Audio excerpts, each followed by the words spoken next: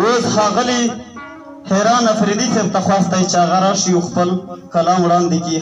غزل ورته وړاندې کړه یې چې یو حال کې بادشاه بلکې فقیر ښکاري، یو حال کې بادشاه بلکې فقیر ښکاري، ګیر له تورو زلفو په زنځیر ښکاري.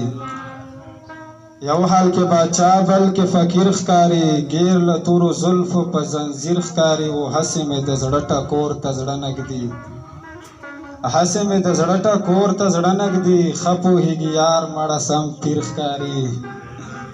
هسې مې د زړه ټکور ته زړه نږدې، ښه پوهېږي یار مړه سم پیر ښکاري.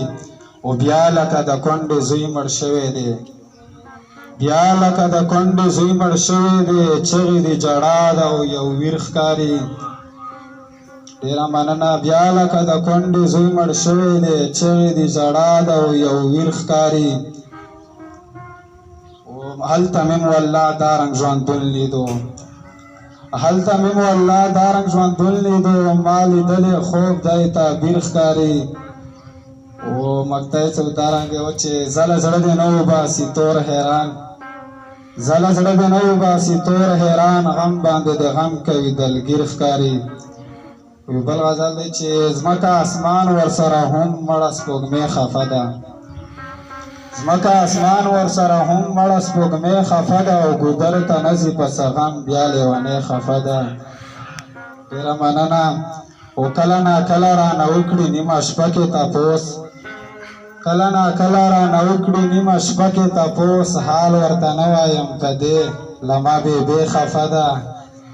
ډېره مننه. او بل شعر دی کې چې تا یې په څنګ کې چې بلبل مړه د څنګه بیل کړو، تا یې په څنګ کې چې بلبل مړه د څنګه بیل کړو، بیرې ته نه راځي له آنه یو مرغۍ خفه ده.